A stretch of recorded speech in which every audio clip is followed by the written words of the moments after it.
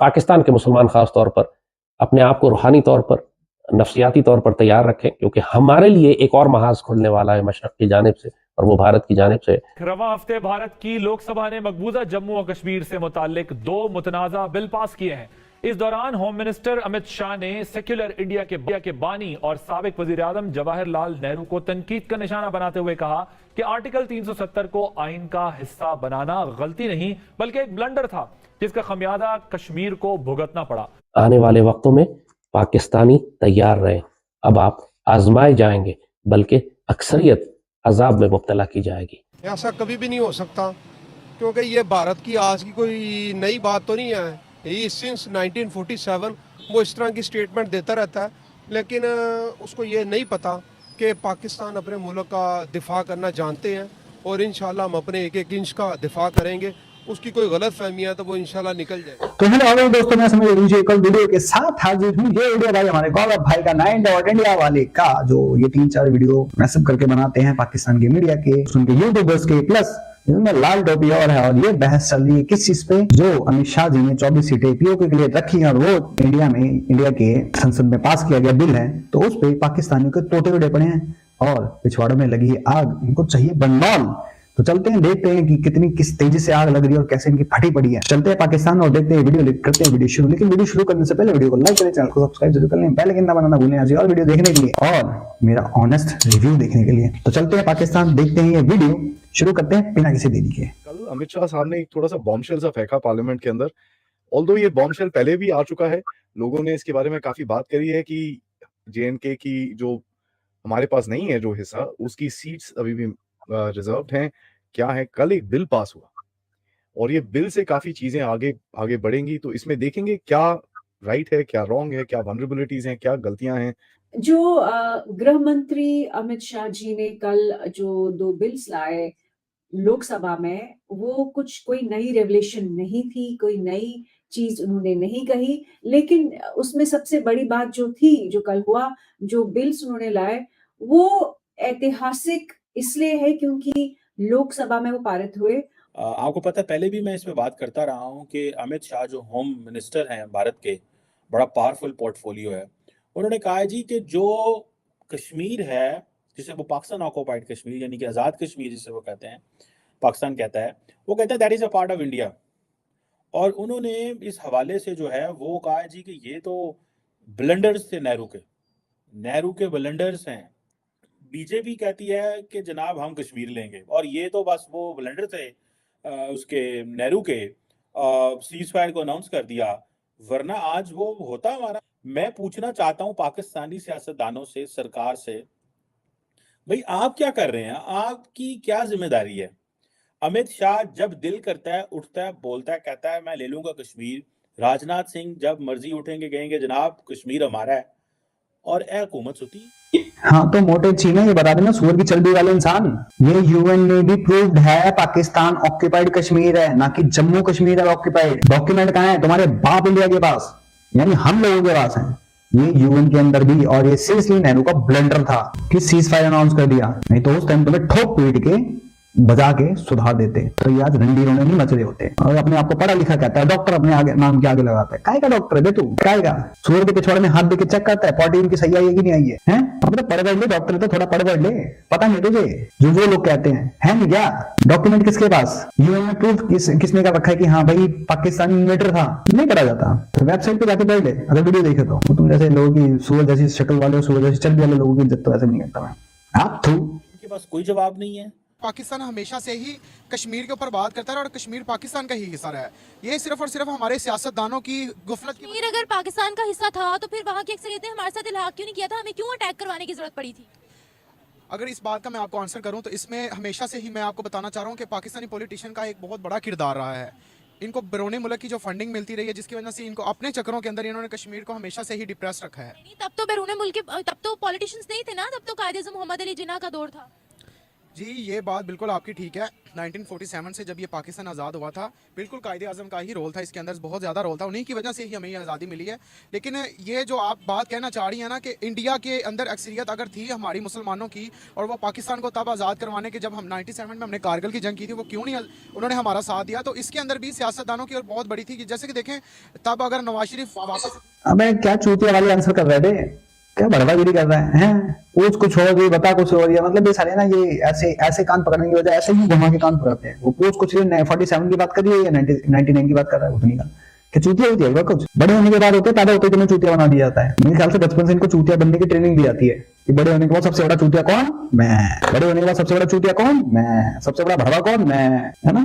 Army को ना मंगवाता तो ये आज हम कश्मीर हमारे हाथ में होता। उसकी वजह यह है कि वहाँ इलेक्शन होने वाले हैं, तो मोदी साहब को कोई ना कोई स्टंट तो उसने बनाना है ना। तो ये तो हम एक्सपेक्ट कर रहे थे कि वो इस तरह की मिस एडवेंचर उसने पहले भी की थी 2019 के अंदर, तो उसको मुंह की खानी पड़ी थी। अब भी कोई मिस एडवेंचर करेगा तो इंशाल्लाह इससे उसको भरपूर जवाब दिया जाएगा। कैसे जवाब? ओ अंकल, बालों के साथ साथ अकल भी खो चुके हैं क्या? मतलब ये पूछता हूँ, हर बार पूछता हूँ मैं कि बचपन से तुम लोगों को ये चूतिया बनाया जाता है बड़े होने के बाद कि सबसे बड़ा चूतिया कौन बनेगा है? फिर वो बोलता कि मैं सबसे बड़ा चूतिया, वो कहता सबसे बड़ा भड़वा मैं। बेटा अगर मोदी ने मैनिफेस्टो में डाल दिया ना तो पीओके आना है, समझ गया? और अगर इंडियन पब्लिक ने जोर डाला कि वी नीड अ पीओके और हमें चाहिए 2024 में, तो by hook by crook POK आएगा। फिर इंडिया किसी की नहीं सुनेगा, वर्ड जाए अपनी बोने मारा नहीं, बन जाए अपने छोले खाने, समझ गया? तो फिर इस चीज पे कोई तीसरा कोई कुछ नहीं होगा। फिर वो कहता है ना, इनका एक वो है यूट्यूबर है, घंटा बजा दिया, फिर पाकिस्तानी में तुम लोगों को घंटा बज जाना है, फिर समझ गए? देंगे हम। जवाब देंगे। देखें जी, हमारी आर्मी या आर्मी के साथ अवाम है, इंशाल्लाह मिलके अपने मुल्क का दिफा करेंगे। अभी तो कैसे जवाब दोगे? मुजरा करके? देवांगी दुआवां तैनू गुजरी बना ले मैनू कुछ नहीं माहौल मंगदी। कपड़े खोल के हैं, विधवा विलाप करके? अगर ऐसे करना है तो अभी शुरू करना चालू करो शुरू करना। भारत बहुत स्ट्रांग हो चुका है। डेफिनेटली ये तो बात ठीक है, कुछ हमारी अपनी कमी कुताही मियाँ, ये सब क्लैड। लेकिन बात यह है कि ये यूक्रेन ये रशिया के मुकाबले में तो कमज़ोर था, लेकिन आप देखें क्या यूक्रेन को उसने कब्जा किया। अफगानिस्तान अमेरिका के मुकाबले में बड़ा कमज़ोर था, क्या अमेरिका ने उस पर कब्जा किया? वियतनाम अमेरिका के मुकाबले में कमज़ोर था। अफगानिस्तान की हेल्प, अगर हम अफगानिस्तान और अमेरिका की बात करते हैं तो उनका किस्सा अलग था। रशिया यूक्रेन की बात करते हैं तो वॉर रुकवाने के लिए बहुत सी कंट्रीज ने बीच में अपना कंट्रीब्यूट किया था। यूक्रेन और रशिया की बात करते हैं, अगर यूक्रेन के साथ ना नेटो लोग खड़े नहीं होते ना, अब तक रशिया खा चुका होता उसको। जेलेंस्की के पिछवाड़ों में जली हुई इस टाइम तीली लगी पड़ी है, वो कभी इधर फुदक रहा है कभी इधर फुदक रहा है, उसको ऐसी जलन मची पड़ी है जैसे कि पुतिन ने उसका पिछवाड़ा रोड पे रगड़ दिया हो नंगा करके, समझ गया? तो बेटा अपने आप को यूक्रेन से कंपेयर मत करो। यूक्रेन की औकात कहीं और तो तुम लोगों की कहीं और है। यूक्रेन के उस टाइम भी डेवलप था, ठीक है, और उसके पीछे इतनी सारी कंट्रीज थी बिकॉज ऑफ रशिया के अगेंस्ट था। तुम लोगों के ना आगे ना पीछे कोई, बस खाली कौन है तुम्हारे आगे पीछे? एक चाइना, जिसको तुम अपना बाबा कौन, पापा बाबा दादा जो मान लो, बहन बेटियों का यार जो भी मान लो तुम अपन, क्योंकि बेच तो देते हो $700 में। नहीं वो बात ठीक है, तो ऐसी बात नहीं है कि अगर हमारे उसको ये दुनिया ये भी नहीं चाहती नॉन प्रोलिफरेशन, उनको पता है कि यहाँ भी एक एटमी बम है, उनके पास भी एटम बम है, तो ये अगर एटम की जंग छिड़ जाए तो ये फिर वो स्टार्ट तो कर सकता है, लेकिन फिर रोकना उसके बस में नहीं होगा। ये अबे कितने बड़े चूतिया हो जब देखो एटम चलता भी है, वो चला वाला के चेक कर लो, तुम्हारी मिसाइलें तुम्हारे पिछवाड़े में घुस जाती है, पता लगा तुमने एटम बम यूं भेजा वापसी, तुम्हारे ऊपर गिर के खत्म हो गया, तो सभी बातें रोक नहीं पाएगा, सारी खत्म हो जाओगे। वैसे ऐसा हो तो बहुत अच्छी बात है, गंदगी खत्म होगी वर्ल्ड की। एक 7 के बाद जब पाकिस्तान और इंडिया का आपस में सेपरेशन हुई थी, उसके बाद ये अक्सरियत की वजह से इन्होंने इसके ऊपर अपना कब्जा काबिज हो गए थे ये। उसके बाद ये सीन रहा है कि इसके जो अक्सरियत थी, जैसे कि वो हिंदुओं की थी, तो जिसकी वजह से इन्होंने वो पाकिस्तान इस चीज़ को वो समझ नहीं पाया, या वो इन्होंने कहाँ हिंदुओं की? कश्मीर के अंदर पंडित भी थे, मुसलमान भी थे वहाँ पर, सब थे वहाँ पे, लेकिन अक्सरियत वहाँ पे हिंदुओं की थी, जिसकी वजह से उनकी हुकूमत थी, जिसकी वजह से पाकिस्तान हमेशा ही इस चीज़ में नाकाम रहा है। कहते हैं हमारे पास लीगल डॉक्यूमेंट्स मौजूद हैं कि महाराजा ने साइन करके भारत को दिए थे कि हम आपके साथ इल्हाक चाहते हैं, जबकि हमारे पास कोई डॉक्यूमेंट भी मौजूद नहीं है। जी ऐसी बात बिल्कुल भी नहीं है। अगर डॉक्यूमेंट्स की बात की जाए तो 1969 के अंदर यूनिको के अंदर एक मुआहदा हुआ था, जिसके अंदर पाकिस्तान, कश्मीर और इंडिया की सालियत के बारे में बात की गई थी। उसके अंदर भी प्रॉपर पाकिस्तान को ही मेंशन किया था कि कश्मीर जो कि आज़ाद जम्मू कश्मीर है वो भी पाकिस्तान का हिस्सा है, और जो मकबूजा कश्मीर है वो भी पाकिस्तान का हिस्सा है। किसने बोला था? ये 1969 के अंदर एक पाकिस्तान ने एक एप्लीकेशन जो कि यूनिको के अंदर नेशनल वर्ड जो हमने एप्लीकेशन दी थी ना। जी जी बिल्कुल, ये उसी तरह की। अबे कितना बड़ा चूतिया है तू, मतलब एक प्लॉट का मालिक ये बोलता कहता है भाई मेरे पास सारे डॉक्यूमेंट हैं, किसने बंदे का प्लॉट मेरे को बेचा है, और ये भूतनी का कब्जा करके बैठा है, वो कह रहा है कि नहीं ये तो मेरा प्लॉट है, ये तो मेरा प्लॉट है। बस चूतिए, तेरे को तब भी कब्जे वाला ही माना जाएगा। पढ़े लिखे हैं यार सच में, तभी कहता हूँ ये सारे, ये ना इनके अंदर कंपटीशन होता है। हमारे यहाँ पे कंपटीशन होता है कि सबसे आगे कौन जाएगा, कौन बुलेट ट्रेन बनाएगा, कौन हाइपर लूप बनाएगा, कौन नासा में जाएगा या फिर कौन इसरो में जाएगा, कौन लूनर मिशन करेगा। इनके में कंपटीशन होता है सबसे बड़ा चूतिया कौन बनेगा, सबसे बड़ा बढ़ावागिरी कौन करेगा, सबसे बड़ा भिखारी कौन बनेगा। इनके अंदर इतना बड़ा कंपटीशन होता है, और इस कंपटीशन में हमेशा वर्ल्ड के अंदर पाकिस्तानी जीतते हैं।